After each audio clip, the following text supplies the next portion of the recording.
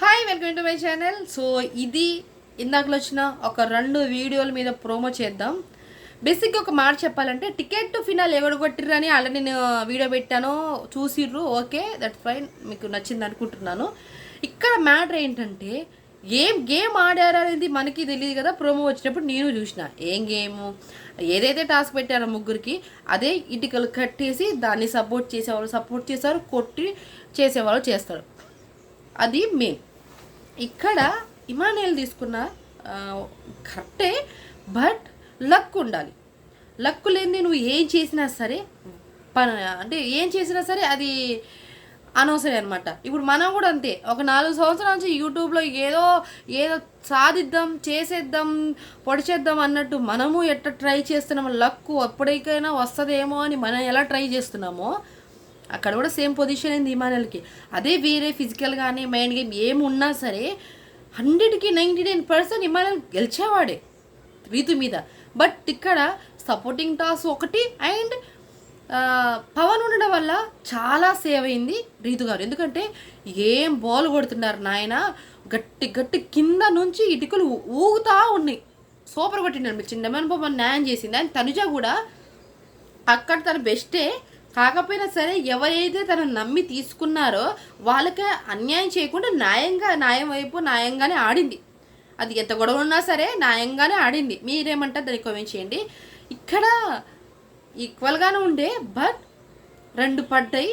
దాని తర్వాత ఇటు నుంచి ఒకటి పడ్డది, 3 పడ్డం వల్ల రీతు గారు హైయెస్ట్లో ఉన్నారు. అండ్ వీళ్ళు కొట్టే విధానం కరెక్ట్గా కొట్టలేదు. ఆమె హైట్గా ఉన్నప్పుడు, ఇప్పుడు ఆమె షార్ట్ కదా, కొంచెం హైటే ఉన్నాయి, పైన కొట్టాల్సింది. బట్ ఒక్కొక్కసారి కొట్టినా తగలవు. అదే జరిగింది. వాళ్ళిద్దరు అంత కష్టపడి కొడుతున్నా సరే డేకని కూడా దిగట్లేదు. బాగానే 2 హ్యాండ్తో ఏడ్చుకుంటేనే ఆ డిఫెండ్ చేసుకుంది. కరెక్ట్, గుడ్ అనిపించింది నాకు. ఇక తర్వాత వచ్చిన ప్రోమో అయితే సూపర్. ఎంత అంటే హై అనిపించింది. వేరే లెవెల్ అబ్బాయి. ఒక మాట చెప్పాలంటే, యాక్టివిటీ రూమ్ నుంచి స్టార్ట్ చేయాలి గేమ్ అనేది. బస్తాలన్నీ ఉంటాయి, అవి తీసేసి ఒక సోల్జర్కి అది చాలా ఈజీ టాస్క్ అనిపించింది. మొత్తం బస్తాలన్నీ తీసేసి దెబ్బ దాంట్లో వచ్చేసి, దాంట్లో నుంచి వచ్చిన తర్వాత ఇలా బ్రిడ్జ్ లాగా ఉంటుంది, దాని మీద ఒక రాడ్ లాంటి పెట్టేసి దాని మీద నడుచుకుంటూ వెళ్ళి మళ్ళీ ఒక బాల్ తీసుకొని ఆ బాల్ బాక్స్ ఎట్లో పడేలాగా చూడాలి. మొత్తం హోల్స్ ఉంటాయి, అన్నీ చూసుకుంటే తర్వాత లాస్ట్లో వాళ్ళ పిక్చర్ అనేది వాళ్ళు అంతా మంచిగా చేసి వాళ్ళ ఫోటోని వాళ్ళు చేసుకోవాలన్నమాట. అది అండ్ ఇక్కడ రీతు గారితో పోల్చుకుంటే కళ్యాణ్ చాలా హెవీ పాజిటివ్గా ఉండే అనమాట. ఇప్పుడు లైవ్ చూస్తే అర్థమవుతుంది. అండ్ ఇక స్టార్ట్ అవ్వలేదు గేము, కాఫీలు గట్రా అయితే తాగుతుర్రు. అండ్ అది ముచ్చటం అనమాట. రీతు గారు కొంచెం జస్ట్ మిస్ అంతే, కానీ బాగా ఎఫెక్ట్ పెట్టింది. టాప్ 5లో ఆల్రెడీ ఉంటుంది, బట్ బాగుంది. తను కష్టపడి ఆడింది, డిఫెండ్ కూడా బాగానే చేసుకుంది, సపోర్టింగ్ ఉంది, అండ్ లక్ కూడా ఉంది అనమాట. ఫైనల్ 2కి రావడం కూడా గ్రేటే కదా. అది గ్రేట్. కళ్యాణ్తో ఆడి ఓడిపోవడం వేరే, బట్ అక్కడ దాకా వచ్చిందంటే గ్రేటే అనుకోవడం. మధ్యలో ఆడిన వాళ్ళంతా లక్ బేస్ గేమ్ ఇదంతా. ఇప్పుడు మనం కష్టపడి పోటీ చేసి ఆడేగా లక్ ఉండాలి. ఏదైనా అదృష్టం ఉంటే ఏదైనా సాధించగలం అన్నది ఇప్పుడు కళ్యాణ్ విషయంలో జరిగింది. అయినా వీళ్ళకి టాప్ 1 టాప్ 2 క్లారిటీ లేదు, కళ్యాణ్ కానీ తనుజ గారు కానీ. అందుకని వాళ్ళు అంతా క్లోజ్ బాండింగ్ ఉన్నారు అనిపించింది. జెన్యున్ బాండింగ్ అది, మనం అది ఫేక్ అని అనకూడదు. జెన్యున్ బాండింగ్, జెన్యున్గా మంచి ఫ్రెండ్స్ లాగా ఉన్నారు. గుడ్, దాన్ని మంచిగా అనిపించింది అనమాట నాకు కూడా. అండ్ ఇదనమాట. దీనికి ముందు ఒక రివ్యూ పెట్టుండే కదా సోప్ది, అది చూడండి అబ్బా. కొద్దిగా అంత కష్టపడి అన్ని డబ్బులు పెట్టుకొని కొన్నారు. 234 రూపీస్ అంటే ఏమనుకున్నారు? 200 రూపాయలు దాచిపెట్టి కొనుక్కున్నాను. రివ్యూ మనం కూడా చెయ్యాలి కదా. మనం కూడా ఖాళీగా ఎందుకు కూర్చోవాలి, ఏదో కంటెంట్ ఇవ్వాలి. ఇక మనం ఎవరి గురించి ఏమైనా టాపిక్ మాట్లాడినా సరే జనాలు నువ్వు వాళ్ళ మీద పడి ఏడుస్తావు, వీళ్ళ మీద పడి ఏడుస్తావు అంటే ఎవడు పడి ఏడుస్తావు చెప్పు. నాకు వచ్చిన కామెంట్స్ వాళ్ళ మీద వీళ్ళ మీద చేయన్నప్పుడు నేను వాళ్ళ మీద చేస్తారు. అదేమో అందరు మళ్ళీ రివర్స్లో కొట్టినాన్ని. ఎందుకు లేకోవాలా, మన రివ్యూ మనం ఇచ్చుకుందాం, ఎలాగో ఉండను రే, చూద్దాం, మంచిగా చేసుకుందాం. సో డబ్బులు ఇవాళ పెడితేనే కదా రేపటి రోజు మన వీడియోస్ నచ్చి ఎవరైనా వచ్చి చూసి కొన్ని వాళ్ళు కొంటారు. అది పక్కన పెట్టేస్తే నాకు అలా అనిపించింది. మీకేమనిపించింది? ఆల్రెడీ సోప్ ట్రై చేశాను, బాగుంది. స్మెల్ మాతో రూమ్ అంతా మంచి స్మెల్ వచ్చేస్తుంది అనమాట. అంత బాగుందనిపించింది. ఇది ముచ్చట బేసిక్గా అయిపోయింది. ఏం లేదు పెద్దగా. లైవ్లో కూడా నడుస్తుందంటే ఎట్లా పడి నడుస్తుంది, చిన్నగా నల్లగా నడుస్తుంది, ఏం లేవు అక్కడ. ఇంకా 2 వారాలు అయితే అయిపోయాయి.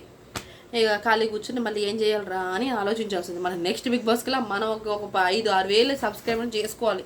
అప్పుడు కానీ మన రివ్యూస్ ఎవరు లేకనమాట. ఇప్పుడు నేను చెప్పింది అవతల అందరూ ఒకేలాగా చెప్తాం, బట్ వాళ్ళు కొంచెం ఫేమస్, వాళ్ళు కొంచెం పెద్దోళ్ళు ముందు నుంచి స్టార్ట్ చేసిర్రు అండ్ పెద్ద పెద్ద గ్యాంగ్ ఉంది కాబట్టి వాళ్ళకంటూ ఒక సపోర్టివ్ ఉంటే, మనం ఏంటంటే చిన్న చేపలము ఇంకో పెద్ద వేయడానికి కొంచెం ట్రై అవుతుంది. బట్ నెక్స్ట్ సీజన్ కల్లా ఒక 5K సబ్స్క్రైబ్ చేసుకుంటా.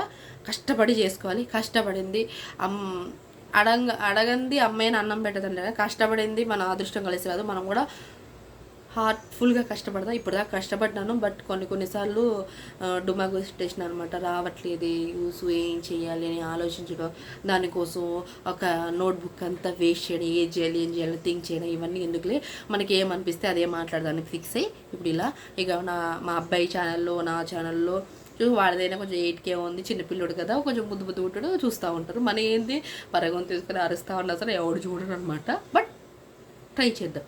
కష్టపడింది ఏదీ రాదు, కష్టపడి సాధించుకుందాం. ఏదైనా సరే ఏముంది పోయేది.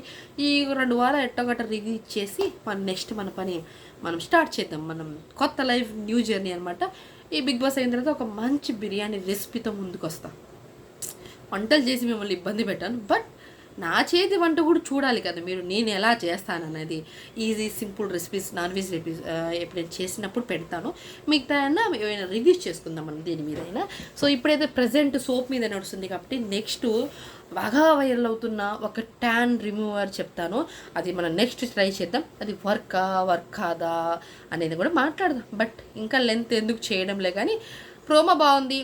ఎపిసోడ్ కూడా ఏదో నడుస్తుంది. ఈ వీక్ సుమన్ శెట్టి గారు అవుట్, హౌస్ నుంచి బయటకు వచ్చేస్తారు. ఏమైనా ఫ్యాన్స్ ఉన్నా సరే ఇవాళ నైట్కి ఏ ఓట్లు వేసినా ఏం రాదు. బట్ తను పెట్టే ఎఫెక్ట్ వచ్చాడు. ఏం చేయకుండా ఇన్ని రోజులు ఉన్నాడనే పేరు లేకుండా ఏమైనా ఆడాడా సుమన్ శెట్టి అనే పేరుతో బయటకు వస్తున్నాడు. అది మంచిది. ఒక మాట చెప్పాలి, అది మంచిది ఇదనమాట.